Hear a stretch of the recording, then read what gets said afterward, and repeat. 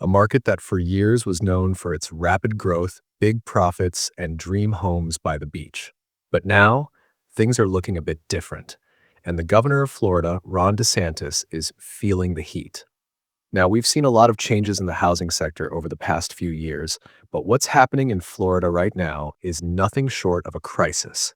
Prices are soaring, inventory is scarce, and the average Floridian can't even dream of owning a home anymore. And as the problem worsens, the state's leadership seems to be scrambling to find answers.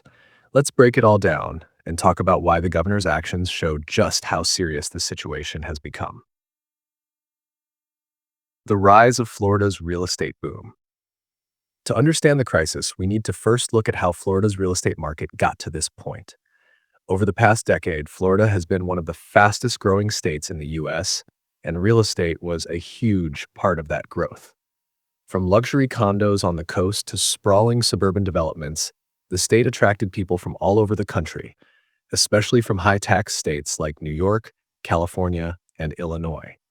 The pandemic only accelerated this trend, with remote work allowing people to move to Florida without the need to stay tied to their jobs in expensive cities. At the same time, low interest rates and a booming stock market made buying homes a lot more accessible to a wide range of buyers. Real estate developers saw a massive opportunity, and investment firms, including big players like Blackstone, came in and started buying up properties in bulk. The demand for housing surged, and with it, home prices soared. By 2021, Florida was one of the hottest real estate markets in the country. Prices were rising at an incredible rate, and the market seemed to be on fire. But there were red flags. Even as property values soared, wages didn't keep up. The median income for Florida residents lagged behind the skyrocketing prices of homes, making it harder for average Floridians to afford a place of their own. The cracks start to show. As we moved into 2022 and 2023, things started to take a turn for the worse. The rising prices began to push more people out of the market, especially younger buyers and middle-class families. Inventories started to dry up, as many people who had bought homes during the boom didn't want to sell at a loss, even as home prices began to level off or drop in some areas. New construction, although still happening, was not enough to keep up with the demand. This is when we started seeing real pressure building on the market. Rent prices, which had already been high in cities like Miami and Tampa, began to climb to unsustainable levels. To make matters worse, inflation was affecting everything from groceries to gas, leaving many Floridians with little left to save for a down payment on a home. But perhaps the biggest issue came from the insurance market. Florida has long been known for its beautiful sunny weather, but with that comes the risk of hurricanes and natural disasters. As climate change has worsened, these risks have increased, and insurance companies, already facing huge payouts from frequent storm damage, began to leave the state in droves. This made homeownership even less accessible, as buyers couldn't get insurance or were forced to pay exorbitant premiums.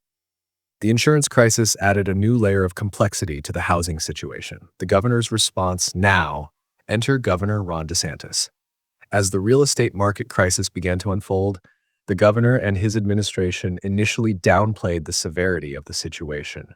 After all, Florida had a reputation for being a booming real estate market, and DeSantis was focused on other issues like economic growth and tourism.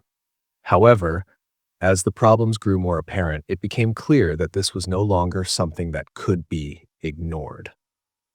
By the summer of 2023, the governor was facing mounting pressure. The housing crisis was no longer just an economic issue, it was a political one. The Republican governor, known for his staunch free market ideals, found himself backed into a corner with Floridians demanding answers. Home prices were rising faster than ever, rents were through the roof, and the state's insurance crisis was wreaking havoc on families trying to own or rent a home. In a series of public statements, DeSantis tried to reassure the public, but the panic was evident. He called for solutions that seemed more like reactionary measures than long-term strategies. He started promising to bring in more construction projects to increase supply. But that's easier said than done when the costs of materials are sky high and labor shortages are a constant issue.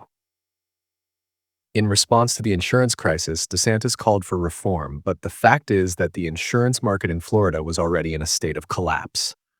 Major insurers were pulling out, leaving homeowners with limited options and higher premiums. DeSantis attempted to push through legislation aimed at stabilizing the insurance market, but the results have been less than successful. The governor also made an effort to plate developers and real estate investors, which only further alienated many Floridians who felt left behind by the system. Critics argued that DeSantis's policies were only benefiting the wealthy and big corporations while doing little to help everyday Floridians struggling with the cost of living. The real impact on Floridians. As DeSantis continues to try and manage the crisis, let's take a closer look at the real impact it's having on regular Floridians. People who've lived in the state for generations are now finding it nearly impossible to own a home. Renters are facing an even worse situation. In cities like Miami, Orlando, and Tampa, rent prices have doubled in some cases, forcing many people to move out of the state entirely or live in overcrowded, substandard conditions. For many families, buying a home is becoming an unattainable dream. In 2023, the median home price in Florida reached nearly $400,000, far out of reach for the average worker, whose salary is nowhere near enough to cover the rising costs. Young professionals and first-time buyers are the hardest hit. Many are being forced to live with their parents well into their 30s, while others are moving to neighboring states in search of more affordable living options. The lack of affordable housing has also started to create social unrest. In cities like Miami, protests have erupted calling for rent control measures and greater protections for tenants. People are fed up with watching their paychecks go to their landlords instead of building any wealth. The public outcry has forced the governor to acknowledge the severity of the issue, though many believe his response has been inadequate at best. Can the crisis be solved? So, where does Florida go from here? Can the crisis be solved? The truth is, it's going to take a multifaceted approach, and the governor's panic response, while understandable, may not be enough to fix the underlying problems. First, Florida needs to address its insurance crisis. Without a stable insurance market, homeownership will continue to be out of reach for many. This will require strong government intervention, which is something DeSantis has been reluctant to embrace. If he's serious about solving this issue, he will need to work with lawmakers on both sides of the aisle to craft meaningful reforms that protect consumers and stabilize the market. Second, the state needs to build more affordable housing.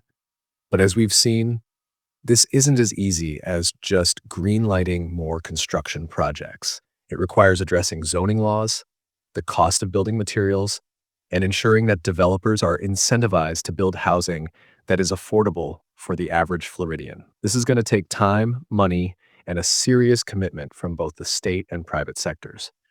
Lastly, Florida needs to tackle the root causes of the housing crisis, such as wage stagnation and the increasing gap between the cost of living and the income people can earn. Until these economic issues are addressed, the housing market will remain skewed toward the wealthy and investors, leaving average Floridians in the lurch. Florida's real estate crisis is far from over, and the governor's panic response shows just how serious this issue has become. While the state may be able to stabilize things in the short term, it will require long-term, systemic change to truly fix the underlying problems. As of now, the governor is still scrambling for solutions, and Floridians are left waiting for answers.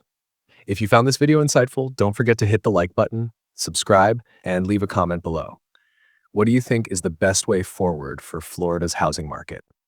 Let me know your thoughts. Thanks for watching.